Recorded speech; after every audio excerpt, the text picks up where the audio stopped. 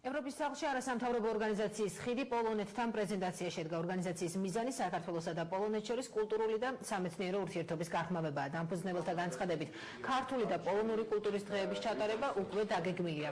ხიდი პოლონეთთან პოლონური ორგანიზაციის ხიდი საქართველოსთან პარტნიორია.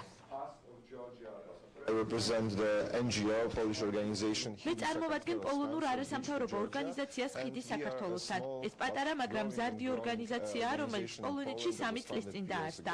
ჩვენ ვაერთიანებთ ადამიანებს, რომლებსაც საქართველო უყვარს, რომლებიც საქართველოს მეორე სამშობლოდ მიიჩნევენ. ჩვენ კრაკოვსა და პოლონეთის სხვადასხვა ქალაქებში კულტურულ პროექტებს ვახორციელებთ. ჩვენ ყოველწლიურად გავმართავთ კულტურის დღეებს, პოლონეთის კულტურის დღეებს საქართველოში და ასევე პოლონეთში კრაკოვში გაიმართება წელიწადში ერთხელ საქართველოს კულტურის დღეები. კინოს ფესტივალს უმასპინძლებს ზუგდიდი, საზღვრისპირა კონფლიქტისპირა რეგიონებთან კი ჩვენ გვექნება განსაკუთრებული მიდგომა, რადგან იქ მცხოვრები ახალგაზრდებისთვის ჩვენ ძირითადად განვახორციელებთ განათლების სფეროში ძალიან დიდ პროექტებს.